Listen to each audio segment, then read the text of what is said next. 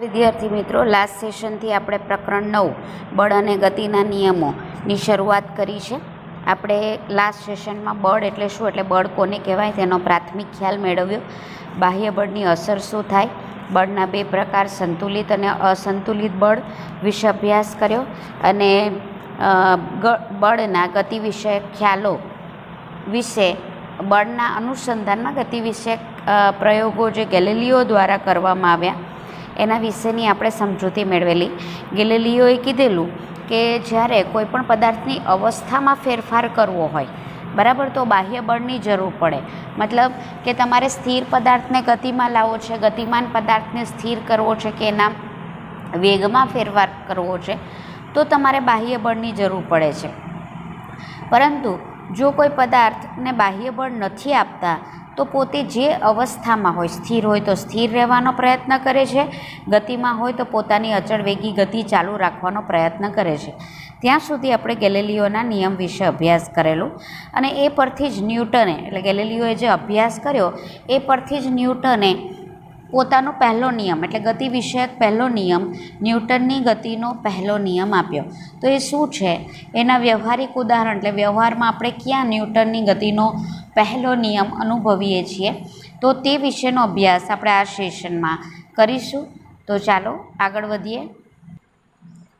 આ રીતે તમને પૂછાઈ શકે મિત્રો કે ન્યૂટનની ગતિનો પ્રથમ નિયમ લખો અને સમજાવો. તો નિયમ શું છે તો તે જરા જોઈ લઈએ. દરેક પદાર્થ પોતાની સ્થિર અવસ્થા કે સુરેખ પથ પર અચળ ગતિ અવસ્થા જાળવી રાખે છે જ્યાં સુધી તેના ઉપર કોઈ બાહ્ય બળ વડે અવસ્થા બદલવાની ફરજ ના પડે. હમણાં મેં તમને કીધું તે જ છે કે જે ગેલિલિયોએ આપણને નિષ્કર્ષણ આપી ગયા હતા કે જ્યાં સુધી તમે કોઈ બાહ્ય બળ ના લગાડો ત્યાં સુધી સ્થિર પદાર્થ સ્થિર અવસ્થામાં જ રહેવા માંગે છે અને ગતિમાન પદાર્થ પોતાની અચળ વેગી ગતિ ચાલુ રાખવા માંગે છે. બરાબર, તેને શું કહેવાય, ન્યૂટનની ગતિનો પહેલો નિયમ. અથવા એ નિયમને તમે આ રીતે પણ લખી શકો કે જ્યાં સુધી પદાર્થ પર અસંતુલિત બાહ્ય બળ ન લાગે ત્યાં સુધી પદાર્થ સ્થિર અવસ્થામાં હોય તો સ્થિર જ રહે છે અને અચળ વેગી ગતિ કરતો હોય તો તે પોતાની અચળ વેગી ગતિ ચાલુ રાખે છે. હવે એની સમજૂતી જુઓ. સ્થિર અવસ્થામાં રહેલા પદાર્થ પર અસંતુલિત બાહ્ય બળ ન લાગે. કાલે આપણે આગલા સેશનમાં જોયું કે ભાઈ જ્યાં સુધી અસંતુલિત બળ ના લાગે, કારણ કે કોઈપણ પદાર્થની અવસ્થા બદલવા માટે સંતુલિત બળ નહીં, અસંતુલિત બળ જોઈએ છે. સંતુલિત બળની પરિણામી અસર તો શૂન્ય હોય, તેની કોઈ અસર થતી જ નથી. બરાબર, એટલે જ્યાં સુધી પદાર્થ પર બાહ્ય બળ ન લાગે તો તે સ્થિર અવસ્થામાં હોય તો સ્થિર જ રહે છે. દાખલા તરીકે ટેબલ પર સ્થિર પડેલું પુસ્તક જ્યાં સુધી તેના પર અસંતુલિત બાહ્ય બળ લગાડવામાં આવે ત્યાં સુધી સ્થિર અવસ્થામાં જ રહે છે. એટલે તમને એક ઉદાહરણ આપ્યું, બહુ સિમ્પલ ઉદાહરણ છે કે ધારો કે એક તમારા ટેબલ ઉપર અથવા કોઈ જગ્યા ઉપર તમારું એક બુક પડેલું છે. તો હવે તમે બુકને તમારી બેગમાં મૂકવા માંગતા હો તો તેને ઉઠાવવું પડશે, એટલે બળ લગાડવું પડશે. તમારે તમારા મિત્રને આપવું છે તો તેને ધક્કો મારવો પડશે, એટલે ખસેડવું પડશે. એવું નહીં કરો તો શું એની મેળે બુક જતી રહેશે? બરાબર, તમે જ્યાં ઈચ્છો છો ત્યાંની મેળે બુક જતી રહે બળ લગાવ્યા સિવાય? નહીં જાય ને. તમારે એના માટે કોઈ પ્રયત્ન કરવા પડે ને, એટલે કે બાહ્ય બળ લગાડવું પડે. એટલે જો તમે બાહ્ય બળ ન લગાડો ત્યાં સુધી તે બુક જે અવસ્થામાં હોય, એટલે કે ચોપડી તમારી જે અવસ્થામાં હોય તે અવસ્થામાં જ રહેશે. ગતિમાન અવસ્થામાં રહેલા પદાર્થ પર અસંતુલિત બાહ્ય બળ ન લગાડો તો અચળ વેગથી ગતિમાન અવસ્થા ચાલુ જ રાખે છે. જેમ કે અહીંયા તમને સ્ક્રીન ઉપર તમે જુઓ આ રીતે બોલ લગાવેલા દેખાય છે. બરાબર, હવે શું થશે કે તમે આ બોલ વડે આ બોલને મારો છો, એટલે આ બોલનો ધક્કો અહીંયા લાગ્યો, એ ધક્કો અહીંયા લાગશે, એ ધક્કો અહીંયા, એવી રીતે આગળ જશે. જ્યાં સુધી તમે આ બોલને, બધા બોલને સ્થિર નથી કરતા ત્યાં સુધી આ પ્રયોગ ચાલુ જ રહેશે. બરાબર, એટલે જો ગતિમાન અવસ્થાને સ્થિર કરવું હોય તો તમારે બાહ્ય બળ લગાડવું પડે. આ બોલ સિવાય પણ તમને સિમ્પલ ઉદાહરણ આપું કે તમે તમારી ગાડી લઈને કશે જઈ રહ્યા છો અથવા તો સાયકલ લઈને કશે જઈ રહ્યા છો અને તમારે સ્થિર થવું છે, તો તમે શું કરશો? બ્રેક લગાવશો ને. તો બ્રેક એ શું થયું? બાહ્ય બળ થયું. બરાબર, એટલે તમારે ગતિમાન અવસ્થા, હવે ધારો કે તમારે ક્યાંક ઝડપથી પહોંચવાનું છે તો તમે સાયકલ લઈ જઈ રહ્યા છો તો વધારે પેન્ડલ મારશો ને. બરાબર, એટલે તમારા બળ જ્યાં સુધી ના લાગે ત્યાં સુધી જે અવસ્થામાં હોય પદાર્થ તે જ અવસ્થામાં રહે છે. અને આ નિયમને જડત્વનો નિયમ પણ કહેવામાં આવે છે મિત્રો. એટલે યાદ રાખજો, ન્યૂટનની ગતિનો પહેલો નિયમ એ જ જડત્વનો નિયમ છે. તો જડત્વ એટલે શું, તેના કેટલા પ્રકાર છે અને કયા કયા, તો એ જ તમારે લખવાનું છે, જે આપણો ન્યૂટનની ગતિનો પહેલો નિયમ છે. કારણ કે મેં તમને એ જ કીધું, એ જ જડત્વનો નિયમ છે. તો જડત્વનો નિયમ, જડત્વ એટલે જડ એટલે જેને કે મતલબ પોતાની અવસ્થા જાળવી રાખવાનો પ્રયત્ન કરે તેને જડ કહેવાય, બરાબર. એટલે જ્યાં સુધી અસંતુલિત બાહ્ય બળ ના લાગે ત્યાં સુધી બધા સ્થિર હોય તો પોતાની જડ અવસ્થા એટલે સ્થિર જ રહે. અને અચળ વેગી ગતિ ચાલુ હોય તો તે પોતાની એ જ ગતિ અવસ્થા ચાલુ રાખવાનો પ્રયત્ન કરે. અને આ જે ગુણધર્મો છે એને જડત્વ કહેવાય. દરેક પદાર્થ પોતાની ગતિ અવસ્થામાં થતા પરિવર્તનનો વિરોધ કરે. હવે જ્યારે તમે અચાનક કોઈ પદાર્થ સ્થિર હોય અને અચાનકથી તમે એને ગતિમાં લાવવાનો પ્રયત્ન કરો છો તો અચાનકથી તે ગતિમાં આવવાનો વિરોધ કરશે. ક્લિયર? જેમ કે તમે કોઈ જગ્યા ઉપર બેસી રહ્યા છો અને અચાનકથી તમને ઊભા કરી દેવામાં આવે છે તો તમને ક્યાંક મનમાં ઓલું થાય ને, મને ઊભી કરી દીધી, મારી જગ્યા બદલી નાખી. આ એક સિમ્પલ ઉદાહરણ છે. તેવી જ રીતે દરેક પદાર્થ ગતિમાં હોય કે સ્થિર હોય તે અવસ્થા જાળવી રાખવાનો પ્રયત્ન કરે છે. અચાનક એ અવસ્થામાં તમે ફેરફાર કરો, એટલે ગતિમાં હોય ને અચાનકથી તમે ઊભા રહી જવાનો પ્રયત્ન કરો તો તમારું જે શરીર છે, એના ઉદાહરણ પણ જોઈએ છે મિત્રો, તો તેનો વિરોધ કરે. કે તમે ગતિમાં હોવ અને અચાનક તમારે સ્થિર થવું હોય, બરાબર, અત્યારે સ્થિર હોવ ને ગતિમાં આવવું હોય તો બંને બાબતોનું આપણું જે શરીર છે તે વિરોધ કરે છે. જે અવસ્થામાં હોય તે અવસ્થામાં, એટલે કે જેમ કે ગતિમાં હોય તો અચળ વેગી ગતિ ચાલુ રાખવાનો પ્રયત્ન કરે છે. એટલે જે અવસ્થામાં હોય તે અવસ્થામાં જ રહેવાનો પ્રયત્ન કરે તો પદાર્થની જે આ પ્રકૃતિ છે તેને જડત્વ કહેવામાં આવે છે. અને આ જ નિયમ આપણને ન્યૂટનની ગતિના પહેલા નિયમમાં પણ કીધું છે. અને માટે જ ન્યૂટનની ગતિનો પહેલો નિયમને જડત્વનો નિયમ પણ કહેવામાં આવે છે. કારણ કે ન્યૂટનની ગતિના પહેલા નિયમમાં આપણને આ જ જણાવવામાં આવ્યું છે કે જ્યાં સુધી બાહ્ય બળ ન લાગે ત્યાં સુધી પદાર્થ પોતાની અવસ્થા જાળવી રાખવાનો પ્રયત્ન કરે છે. તો જડત્વના 3 પ્રકાર છે: સ્થિર સ્થિતિનું જડત્વ, ગતિનું જડત્વ, એટલે ગતિમાં હોય તો ગતિમાં જ રહેવા માંગે, બરાબર. ગતિ વધઘટ કરીએ તો તેની અવસ્થાનો તે વિરોધ કરે છે, એને ગતિનું જડત્વ કહેવામાં આવે. તેવી રીતે સ્થિરમાંથી ગતિમાં આવવાનો વિરોધ કરે છે, તેને સ્થિર સ્થિતિનું જડત્વ કહે છે. દિશાનું જડત્વ એટલે શું, કે ધારો કે જે દિશામાં આપણે જઈ રહ્યા હોઈએ તે જ દિશામાં રહેવાનો પ્રયત્ન કરે છે. અચાનકથી જો આપણે દિશા બદલીએ તો પદાર્થ એ દિશા જે આપણે બદલીએ છીએ તેનો વિરોધ કરે. ચાલો આ 3 પ્રકાર આપણે ઉદાહરણ સાથે જોઈએ. પહેલું જે પ્રકાર છે તે છે સ્થિર સ્થિતિનું જડત્વ. પદાર્થના જડત્વના ગુણધર્મના લીધે પદાર્થ સ્થિર અવસ્થામાં રહેવાનો પ્રયત્ન કરે છે જ્યાં સુધી તેના પર અસંતુલિત બાહ્ય બળ ન લાગે ત્યાં સુધી, બરાબર. એવું અહીં કહે છે.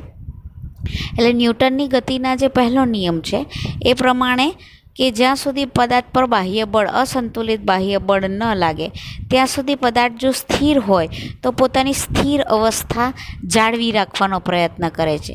સ્થિરમાંથી તે ગતિમાં આવવાનો વિરોધ કરે છે, બરાબર. તેને સ્થિર સ્થિતિનું જડત્વ કહેવામાં આવે છે.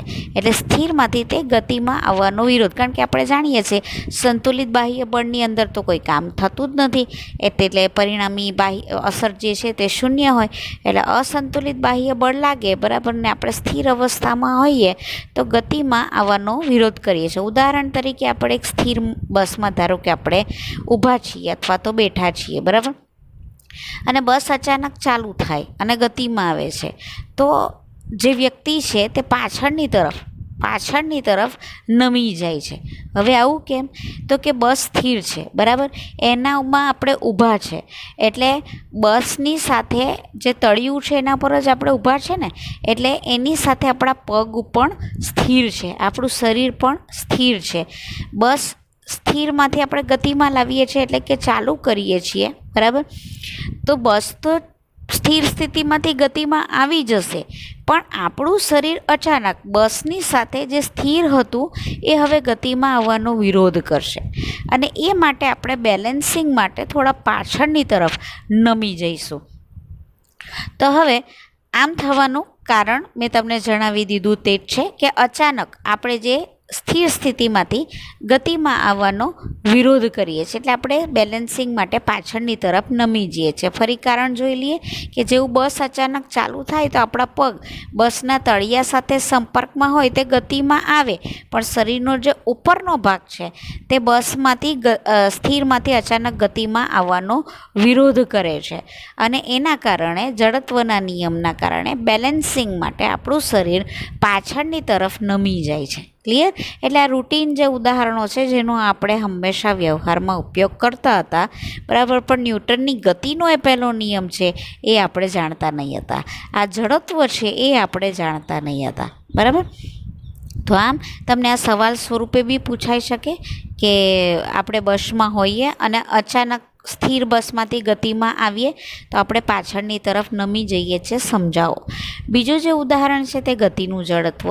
તો પદાર્થ જડત્વના ગુણધર્મના લીધે પદાર્થ અચળ વેગથી ગતિ કરતો હોય તો તે પોતાના અચળ વેગી ગતિ ચાલુ રાખે છે જ્યાં સુધી તેના ઉપર અસંતુલિત બાહ્ય બળ ન લાગે ત્યાં સુધી. હમણાં જે રીતે આપણે સ્થિર સ્થિતિ માટે જોયું તે જ ગતિ માટે છે કે જો કોઈ વ્યક્તિ અચળ વેગથી સુરેખ માર્ગ પર ગતિ કરતી મોટર કારમાં બેઠી છે, બરાબર, તો તે પોતાની જે ગતિ છે તે ગતિમાં જ રહેવાનો પ્રયત્ન કરે છે. તે પોતાની ગતિની જો અવસ્થા બદલાય તો એ અવસ્થા જે બદલાય છે, મતલબ તમે સ્પીડ વધારો છો કે ઘટાડો છો કે સ્થિર કરો છો, તો તેનો તે વિરોધ કરે છે, બરાબર. ઉદાહરણ તમને અહીં આપ્યું છે કે ધારો કે તમે અચળ વેગથી એક સુરેખ કરતી મોટર કારમાં બેઠા છો, ઓકે, અને અચાનક તો તે પણ વ્યક્તિ મોટર કારના વેગ જેટલી ગતિમાં હોય, એટલે ધારો કે અચાનક તમે સ્થિર થાવ તો તેનો વિરોધ કરે. કેમ? કારણ કે મોટર કાર ગતિમાં હતી, એની સાથે તમારું શરીર પણ શું હતું? ગતિમાં હતું. તમને એવું લાગે અમે મોટરમાં બેઠા છીએ, સ્થિર છીએ, નહીં, તમારું શરીર પણ મોટર સાથે ગતિમાં હોય છે. હવે જો ડ્રાઈવર અચાનક બ્રેક લગાડીને મોટર કારને સ્થિર અવસ્થામાં લાવે તો શું થાય? જો અચાનક ડ્રાઈવર બ્રેક લગાવી અને સ્થિર સ્થિતિમાં લાવવાનો પ્રયત્ન કરે ને મિત્રો, તો આપણે આગળની તરફ નમી જઈએ છીએ. કેમ? કારણ કે આપણે જ્યારે મોટર કાર ગતિમાં હતી ત્યારે તેની સાથે આપણું શરીર પણ ગતિમાં હતું, બરાબર. જેવી બ્રેક લગાવી એટલે મોટર કાર તો સ્થિર થઈ ગઈ, પણ એની સાથે આપણું શરીર એ સ્થિર થવાનો વિરોધ કરે છે અને એના કારણે આપણું શરીર આગળની તરફ નમી જાય છે. પણ આપણે શું થાય કે જેવું આપણે બ્રેક લગાવી, બરાબર, એટલે મોટરની અવસ્થા એટલે મોટર કારની સીટ સ્થિર અવસ્થામાં આવે, પણ વ્યક્તિનું શરીર જડત્વના કારણે ગતિમાન અવસ્થામાં જ રહેવાની વૃત્તિ ધરાવે. એટલે અચાનક બ્રેક લગાવીએ ત્યારે સીટના આગળના ભાગમાં નમી આવ્યા છે. એટલે એની જે આગળની પેનલ એટલે શું? તો આગળ જે કાચ વગેરે રાખેલું હોય તેની સાથે આપણે અથડાઈ જઈએ છીએ. કેમ? આગળની તરફ ઝૂકી જઈએ છીએ ને અચાનક બ્રેક તો હવે કોઈ પણ કારણસર લાગી શકે કે કોઈ વ્યક્તિને જોયું, કોઈ પ્રાણીને જોયું, કોઈ ખાડો જોયો, બરાબર, કંઈ એક્સિડન્ટ નિવારવા માટે આપણે અચાનક બ્રેક લગાવીએ છીએ, બરાબર. તો આગળની પેનલ્સ આપણે આગળની તરફ ઝૂકી જઈએ તો આગળની પેનલ સાથે અથડાઈ જઈએ છીએ અને ઘાયલ થઈ જવાની સંભાવના રહે છે. પણ એમ ન થાય તો શું કરવું?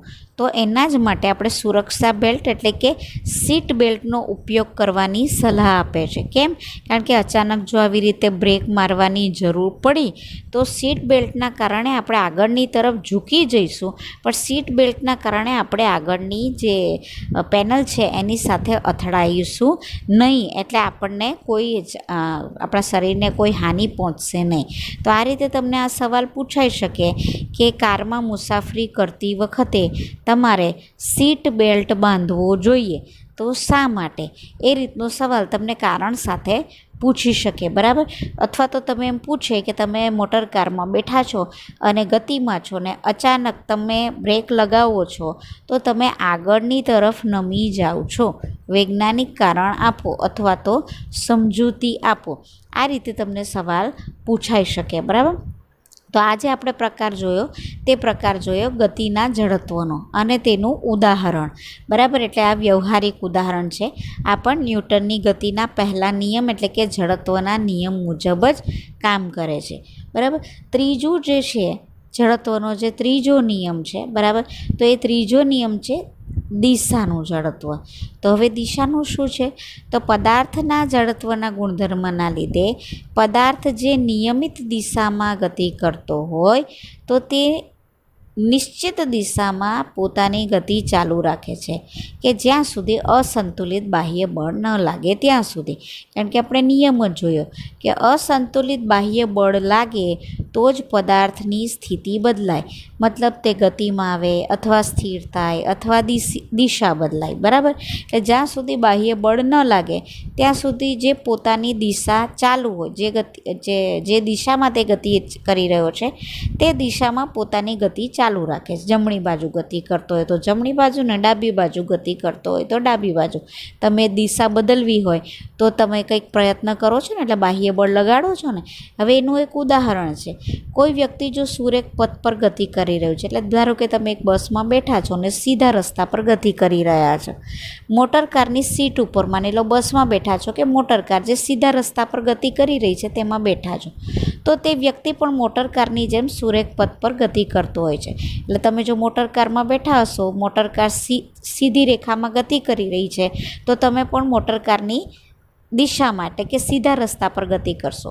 જો મોટર કારનો ડ્રાઈવર મોટર કારને અત્યંત ઝડપથી તીવ્ર વળાંક આપે તો તે વ્યક્તિ વળાંકની વિરુદ્ધ દિશામાં નમી જાય છે. એટલે તમે સ્થિર દિશા માટે સીધી દિશામાં ગતિ કરી રહ્યા છો અને અચાનક ડ્રાઈવરે, તમે ધારો કે જઈ રહ્યા છો સીધી દિશામાં, ડ્રાઈવરે ડાબી બાજુ અચાનક ટર્ન લીધો, બરાબર, તો શું થશે?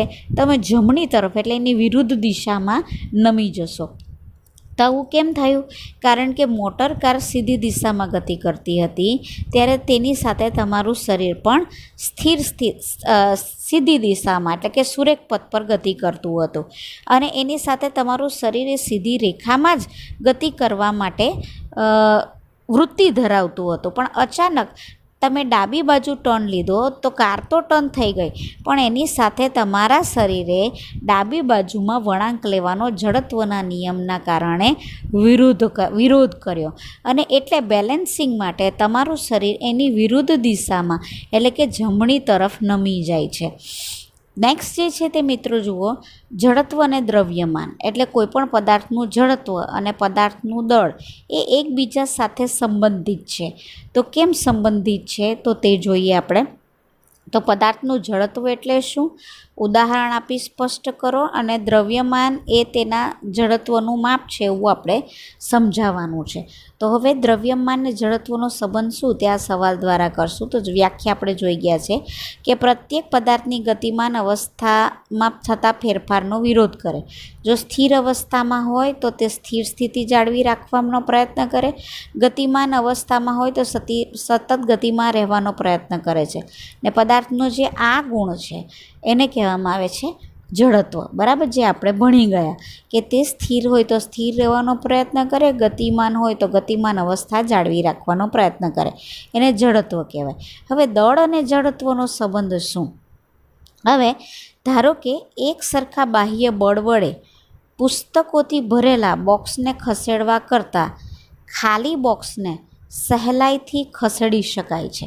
હવે જુઓ મિત્રો, આ જે તમને ઉદાહરણ છે એ ઉદાહરણ હું તમને તમારા દ્વારા સમજાવું છું. કે ધારો કે 2 બોક્સ લીધા છે, બરાબર, એ બોક્સમાં મેં ઘણી બધી બુક્સ રાખી દીધી છે અને એક બોક્સ ખાલી છે અને હું તમને તમને બોલાવીને કહું છું, ચાલ તો બેટા આ 2 બોક્સમાંથી તારી જે ઈચ્છા હોય તેને ખસેડી આપ. તો તમે શું કરશો?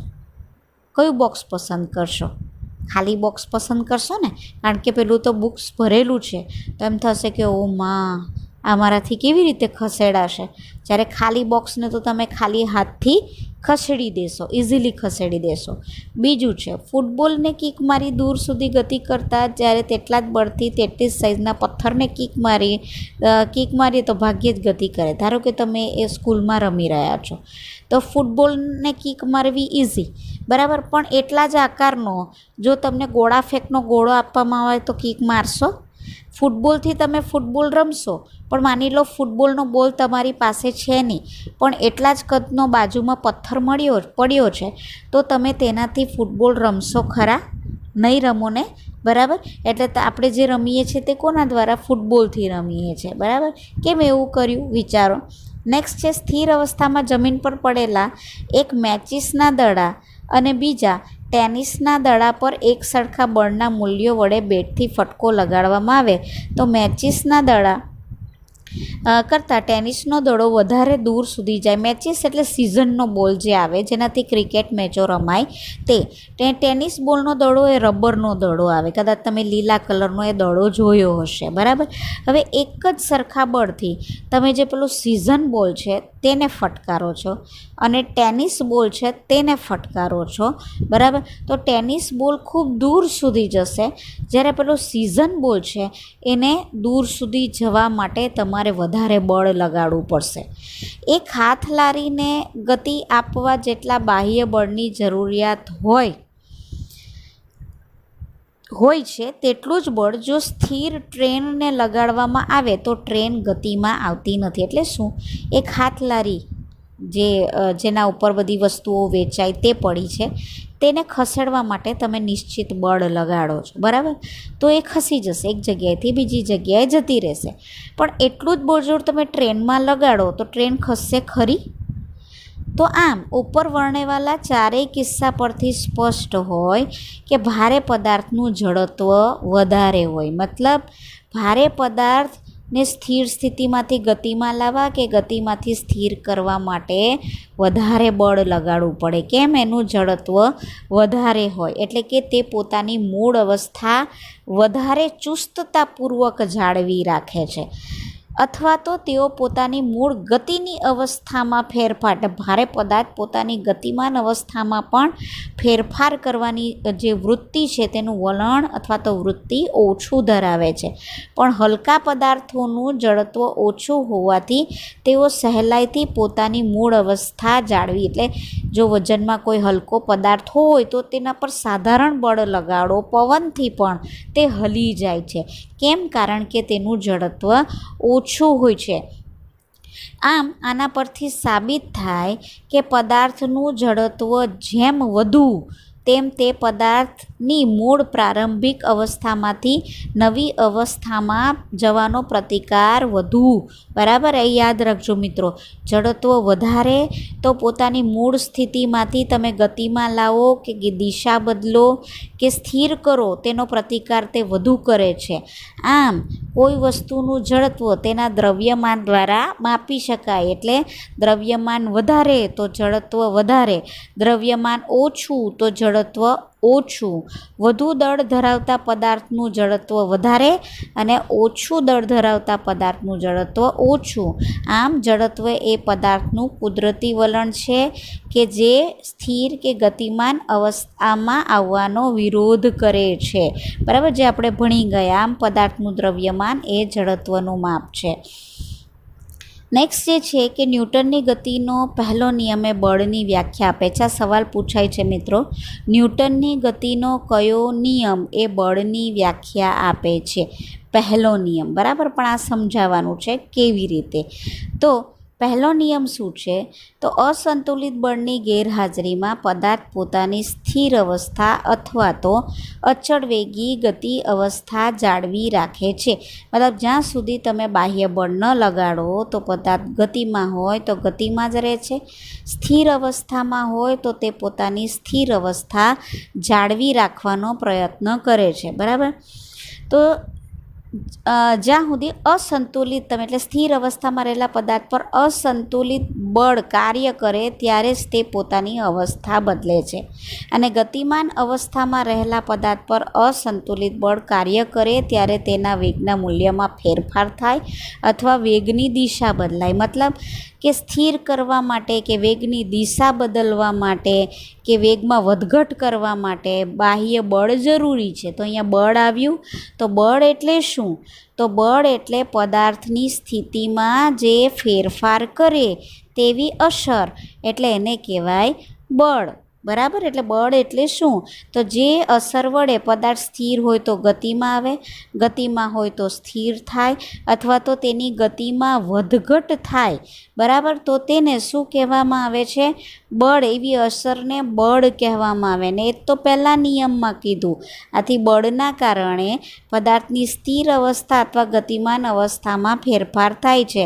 ને આથી આપણે ન્યૂટનની ગતિના પહેલા નિયમમાં આ જ કહ્યું છે. બળની વ્યાખ્યા લખો અને ન્યૂટનની ગતિના પહેલા નિયમને જડત્વનો નિયમ કેમ કહે છે તે તમે જણાવો. તો બળ એટલે શું? તો જે બાહ્ય અસર વડે પદાર્થની સ્થિર અવસ્થામાં કે ગતિમાન અવસ્થામાં ફેરફાર થાય તે અસરને બળ કહેવાય. ને ન્યૂટનની ગતિના પહેલા નિયમ મુજબ આપમેળે કોઈપણ પદાર્થે પોતાની જાતે જ બાહ્ય બળ લગાડ્યા સિવાય સ્થિર કે ગતિમાન અવસ્થામાં ફેરફાર કરી શકાતો નથી. આ ગુણધર્મ મને જડત્વ કહે છે, જે આપણે ભણી ગયા છે કે જડત્વ એટલે શું. અને આથી જ તો ન્યૂટનની ગતિના પહેલા નિયમને જડત્વનો નિયમ કહેવામાં આવે છે, કારણ કે ન્યૂટનની ગતિના પહેલા નિયમમાં આ જ કહ્યું છે કે જે જડત્વની વ્યાખ્યા છે. હવે અહીં તમને એમ પૂછે છે, આ સવાલ પૂછાઈ ગયો છે મિત્રો, એટલે ધ્યાનથી જોજો કે નીચેના પૈકી કોનું જડત્વ વધારે છે. યાદ રાખજો, આ સવાલનો જવાબ આપતી વખતે જેનું દળ વધારે તેનું જડત્વ વધારે, આ ખાસ યાદ રાખજો, બરાબર. જેમ કે જો પહેલું છે રબરનો દડો અને તેટલા જ પરિમાણવાળો પથ્થર, તો કોણ વજન વધારે છે? પથ્થરનું, તો તેનું જડત્વ વધારે. સાયકલ ને ટ્રેન, કોનું દળ વધારે? ટ્રેનનું, બરાબર, એટલે ટ્રેનનું જડત્વ વધારે. 5 રૂપિયાનો સિક્કો ને 1 રૂપિયાનો સિક્કો, કોનું દળ વધારે? 5 રૂપિયાના સિક્કાનું, એટલે એનું જડત્વ વધારે થશે. નેક્સ્ટ સવાલ, નીચે આપેલા ઉદાહરણમાં દડાનો વેગ કેટલી વાર બદલાય છે, બરાબર, એ આપણે જણાવવાનું છે. તો હવે ફૂટબોલનો એક ખેલાડી બોલ પર કિક મારીને બોલને પોતાની ટીમના બીજા ખેલાડી પાસે પહોંચાડે છે, બરાબર. એટલે શું, ધારો કે તમે ફૂટબોલ રમી રહ્યા છો, તમે એ પહેલાં ખેલાડી છો અને તમે કિક મારો છો અને એને તમારી ફ્રેન્ડ પાસે એટલે કે બીજા ખેલાડી પાસે તમે મોકલો છો, બરાબર. તો પહેલાં ફૂટબોલ સ્થિર હતો અને ત્યાંથી તમારી બેનપણી એટલે બીજા ખેલાડી પાસે પહોંચાડ્યો એટલે ગતિમાં આવ્યો એટલે ત્યાં ગયો. તમારી બેનપણી એટલે કે બીજો ખેલાડી તે દડાને કિક મારીને ગોલ તરફ પહોંચાડવાનો પ્રયત્ન કરે છે. એટલે ફૂટબોલમાં તમને ખબર હશે ને, એક નેટ હોય અને ત્યાં બોલને તમે ફટકારો તો તમારો ગોલ થાય.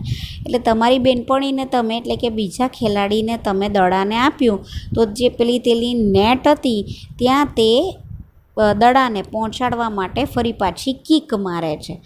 પ્રતિસ્પર્ધી ટીમનો ગોલકીપર દડાને પકડે છે અને પોતાની ટીમના ખેલાડી તરફ કિક મારે છે, બરાબર. તો ત્યાં પ્રતિસ્પર્ધી એટલે બીજી ટીમનો ગોલકીપર હતો, તેણે તમારી બેનપણીએ મારેલો બોલ પકડી લીધો અને એને પોતાના ખેલાડીઓ તરફ ફેંકી દીધો.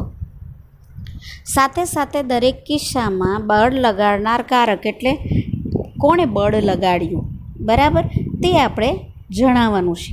ક્યારે વેગ બદલાયો અને કોણે બળ લગાડ્યું. તો હવે જુઓ, પહેલી વખત જ્યારે ફૂટબોલ ખેલાડી બોલ પર કિક મારીને બોલને પોતાની ટીમના બીજા ખેલાડી પાસે પહોંચાડે ત્યારે વેગ બદલાયો. એટલે તમે પહેલી વાર સ્થિર દડો હતો, કિક મારી તમે એટલે કે પહેલાં ખેલાડીએ અને બીજા ખેલાડી તરફ ફેંક્યો એટલે એનો વેગ બદલાયો, બરાબર. આમાં કોણે બળ લગાડ્યું? તો પહેલાં ખેલાડીએ.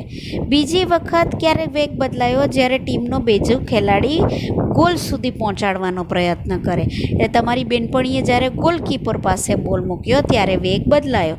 તો કોણે અહીંયા વેગ બદલ્યો? તમારી બેનપણીએ એટલે કે બીજા ખેલાડીએ આમાં બળ લગાડ્યું એમ કહેવાય, એના કારણે બળ. ને ત્રીજી વખત જ્યારે ગોલકીપરે બોલ પકડ્યો એટલે ગતિમાંથી તે સ્થિર ગયો, ફરી પાછો વેગ બદલાયો, બરાબર. એટલે પેલા ગોલકીપરે જ્યારે બોલને પકડ્યો ત્યારે ફરી પાછો તેનો વેગ બદલાયો. તો આ કિસ્સામાં કોણે બળ લગાડ્યું? પહેલાં ગોલકીપરે, બરાબર.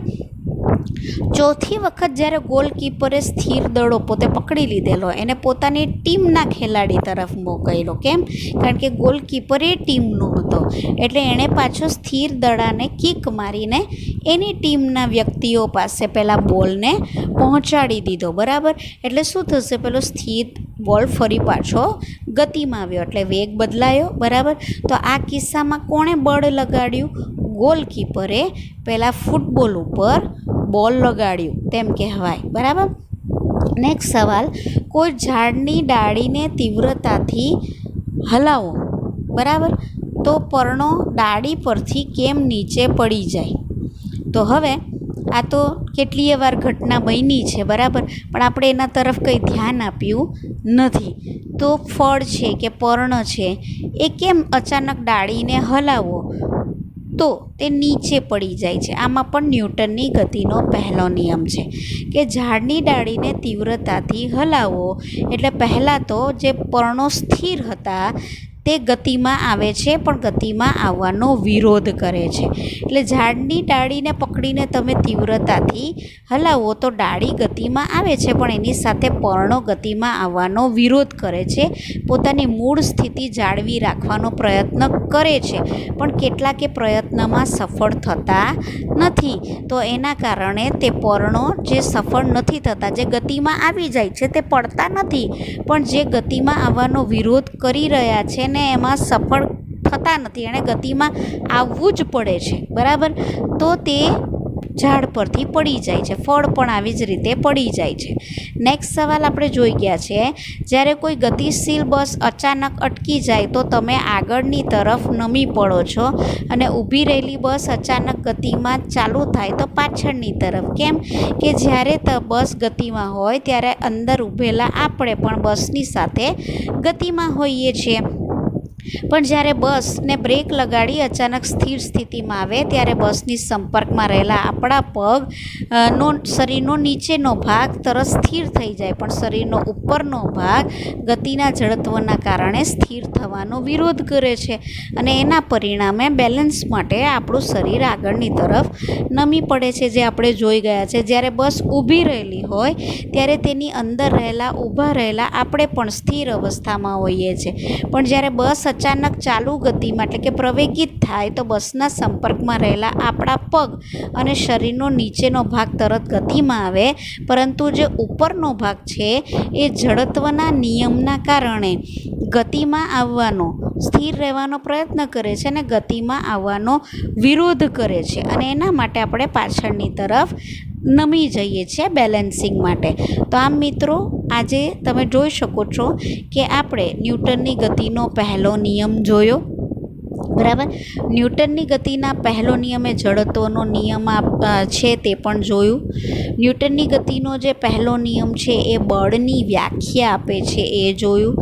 જડત્વ એટલે શું, જડત્વના પ્રકાર ઉદાહરણ સહિત મિત્રો આજે આપણે આગળ જોયા, અને આ જ રીતે આપણે જે ન્યૂટનની ગતિનો પહેલો નિયમ એ વ્યવહારિક જગતમાં પણ એનો આપણે સતત ઉપયોગ કરીએ છીએ તે એના વિશે આપણે અત્યારે એટલે આ સેશનમાં આપણે જોયું. નેક્સ્ટ સેશનમાં ન્યૂટનની ગતિનો બીજા નિયમ વિશે આપણે અભ્યાસ કરીશું.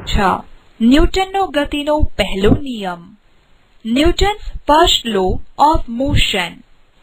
ન્યૂટનનો ગતિનો પહેલો નિયમ આ મુજબ છે: જ્યાં સુધી કોઈ પદાર્થ પર અસંતુલિત બાહ્ય બળ ન લાગે ત્યાં સુધી તે પદાર્થ સ્થિર અવસ્થામાં હોય તો સ્થિર અવસ્થામાં રહે છે, અને અચળ વેગી ગતિ કરતો પદાર્થ પોતાની અચળ વેગી ગતિ ચાલુ રાખે છે. આમ પદાર્થ પર જ્યાં સુધી અસંતુલિત બાહ્ય બળ ન લાગે ત્યાં સુધી પદાર્થ પોતાની સ્થિર કે અચળ વેગી અવસ્થા જાળવી રાખવા પ્રયત્ન કરે છે. પદાર્થના આવા ગુણધર્મને જડત્વ કહે છે. ઇનર્ટિયા શબ્દ લેટિન ભાષાના શબ્દ ઇનર્ટ પરથી આવ્યો છે. ઇનર્ટ એટલે જેમાં ફેરફાર ન થાય તેવું. પદાર્થના તેની ગતિની અવસ્થામાં થતા પરિવર્તનના પ્રતિકાર કરવાના ગુણધર્મને જડત્વ કહે છે. ન્યૂટનનો ગતિનો પહેલો નિયમ એ ગેલિલિયોએ આપેલ જડત્વનો નિયમ જ છે. રોજબરોજના જીવનમાં આપણે જડત્વની અસર અનુભવીએ છીએ. જ્યારે તમે બસમાં બેઠા હોય અથવા ઊભા હોય અને બસ અચાનક ગતિમાં આવે ત્યારે શું થાય છે? તમે ઝટકા સાથે બસની પાછળની તરફ નમી જાઓ છો. આ ઘટના ન્યૂટનના પહેલા નિયમ દ્વારા સમજાવી શકાય છે. શરૂઆતમાં બસ અને તમે બંને સ્થિર હતા. બસ ગતિમાં આવતા બસની સાથે જ તમારી બેઠક ગતિમાં આવે છે, પરંતુ શરીરનો ઉપરનો ભાગ જડત્વના કારણે એકાએક સ્થિર અવસ્થામાંથી ગતિમાન અવસ્થામાં જવાનો વિરોધ કરે છે અને તે સ્થિર રહેવાનો પ્રયાસ કરે છે. આથી તમે પાછળની તરફ નમી જાઓ છો. આનાથી ઉલટી ઘટના પણ બને છે. જ્યારે બસ ગતિમાં હોય અને અચાનક બ્રેક લગાવીને ઊભી રાખે ત્યારે મુસાફરો આગળની તરફ નમી જાય છે. વળાંકવાળા રોડ પર બસ એકાએક તીવ્ર વળાંક લે તો મુસાફરો બીજી તરફ નમી જાય છે. કારમાં કે વિમાનમાં મુસાફરી કરતી વખતે સીટ બેલ્ટ બાંધવાનો આગ્રહ શા માટે રાખવામાં આવે છે તે હવે તમને સમજાયું હશે. ગતિમાન બસમાંથી કોઈ વ્યક્તિ ઉતરવાનો પ્રયત્ન કરે તો તે પડી જાય છે. વ્યક્તિ બસમાં હોય ત્યારે વ્યક્તિનું શરીર પણ બસની સાથે ગતિમાં હોય છે. જ્યારે તે સ્થિર જમીન પર પગ મૂકે છે ત્યારે તેના પગ સ્થિર થઈ જાય છે, પરંતુ શરીરનો ઉપરનો ભાગ જડત્વના કારણે ગતિમાં રહેવાનો પ્રયત્ન કરે છે. આથી તે આગળની તરફ પડી જાય છે, પરંતુ જો તે બસમાંથી ઉતરીને બસની દિશામાં થોડું ચાલે અથવા દોડે તો આવી પરિસ્થિતિથી બચી શકાય છે. પ્રવૃત્તિ 4.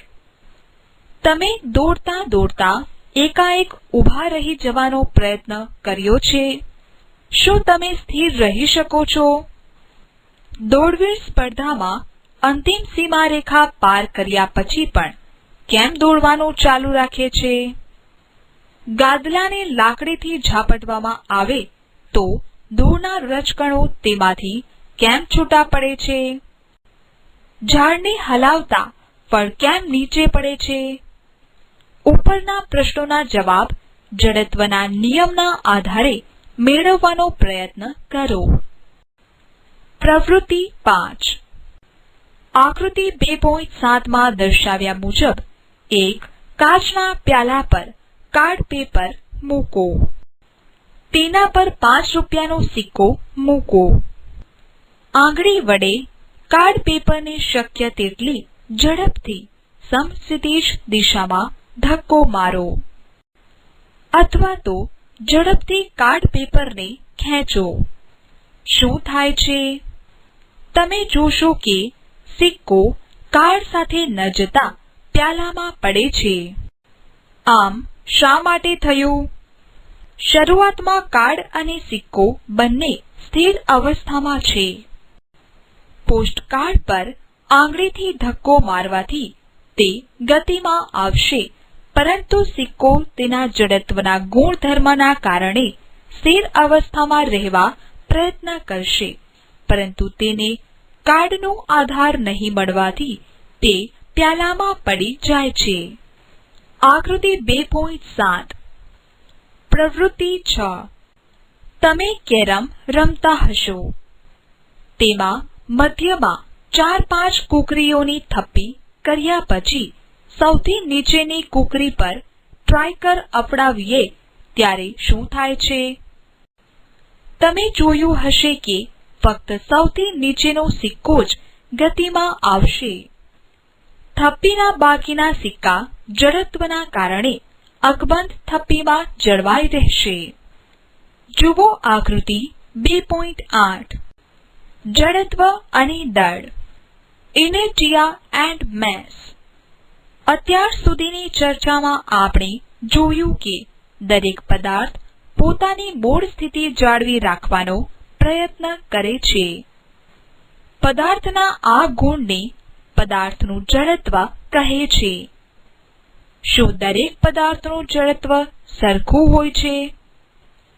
આપણે જાણીએ છીએ કે પુસ્તકોથી ભરેલા બોક્સને ખસેડવા કરતા ખાલી બોક્સને સહેલાઈથી ખસેડી શકાય છે. ફૂટબોલને કિક મારતા તે ઉછળીને દૂર જાય છે, પરંતુ તેટલા જ બળથી મોટા પથ્થરને કિક મારવામાં આવે તો શું થાય? કદાચ તે ખસે પણ નહીં. એક સાયકલ ચલાવવા માટે જેટલું બળ વાપરવું પડે તેટલું જ બળ ટ્રેન ચલાવવા માટે વાપરીએ તો શું થાય? આ ત્રણેય કિસ્સામાં ભારે વસ્તુઓ જેમ કે પુસ્તકોથી ભરેલું બોક્સ, પથ્થર અને ટ્રેનનું જડત્વ વધારે હોવાથી તેઓ પોતાની મૂળ સ્થિતિ જાળવી રાખે છે. હલકા પદાર્થોનું જડત્વ ઓછું હોવાથી તે સહેલાઈથી પોતાની અવસ્થામાં ફેરફાર કરે છે. આમ પદાર્થનું દળ એ પદાર્થના જડત્વનું માપ દર્શાવે છે. વધુ દળ ધરાવતા પદાર્થનું જડત્વ વધારે અને ઓછું દળ ધરાવતા પદાર્થનું જડત્વ ઓછું હોય છે. યાદ રાખો કે ન્યૂટનનો ગતિનો પહેલો નિયમ બળની વ્યાખ્યા આપે છે, જે આ મુજબ છે. જે બાહ્ય અસર વડે પદાર્થની સ્થિર કે ગતિમાન અવસ્થામાં ફેરફાર થાય તે અસરને બળ કહે છે.